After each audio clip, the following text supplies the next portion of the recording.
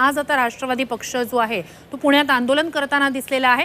पुण्यात काळी पट्टी बांधून राष्ट्रवादीच्या कार्यकर्त्यांनी मूक आंदोलन केलेले आहे। राजकोटमधल्या छत्रपती शिवरायांचा पुतळा कोसळल्याच्या मुद्द्यावरून महायुतीतल्या या घटक पक्षानं आंदोलनाची एक वेगळी भूमिका घेतलेली आहे आणि आता आज पुण्यात राष्ट्रवादीच्या कार्यकर्त्यांनी पुतळा पडल्याच्या निषेधार्थ अजित पवारांच्या राष्ट्रवादी पक्षाच्या कार्यकर्त्यांनी काळीपट्टी बांधून मूक आंदोलन केलेले आहे। दोषी असलेल्यांवर आणि संबंधित अधिकाऱ्यांवर कडक कारवाईची मागणी केली आहे। दुसरीकडे विरोधक या मुद्द्यावरून आक्रमक आहेतच। नाशिकमध्ये उद्धव ठाकरेंच्या शिवसेनेच्या कार्यकर्त्यांनी आंदोलन केलंय, सरकारचा निषेध नोंदवलाय। छत्रपती शिवाजी महाराजांच्या पुतळ्याला दुग्धाभिषेक करत सरकारचा निषेध नोंदवण्यात आला।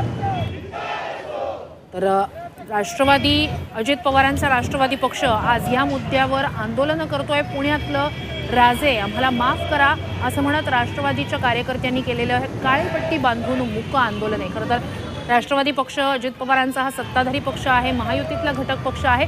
मात्र पुतळा पडल्याच्या मुद्द्यावरून या पक्षानं एक वेगळी भूमिका घेतल्याचं पाहायला मिळतंय। काल थेट जाहीरपणे अजित पवारांनी कार्यक्रमात जनतेची माफी मागितली या मुद्द्यावरून आणि आता आज अजित पवारांचा राष्ट्रवादी पक्ष राज्याच्या वेगवेगळ्या भागात आंदोलन करतोय। पुण्यात काळी पट्टी बांधून मूक आंदोलन राष्ट्रवादीनं केलंय।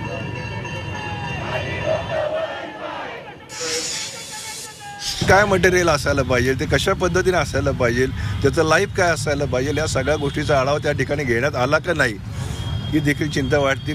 मग मोदी साहेबांच्या हस्ते त्याचं उद्घाटन हो, नाही तर राज्याचे मुख्यमंत्री, परंतु छत्रपती ही अस्मिता आपली आहे, ह्याच्याकडे पहिल्यांदा पाहिलं पाहिजे। 2 ते 3 फूट ज्याला मूर्ती करायचा अनुभव आहे अशा मूर्तिकाराला 28 फूट उंच मूर्ती दिली जाते।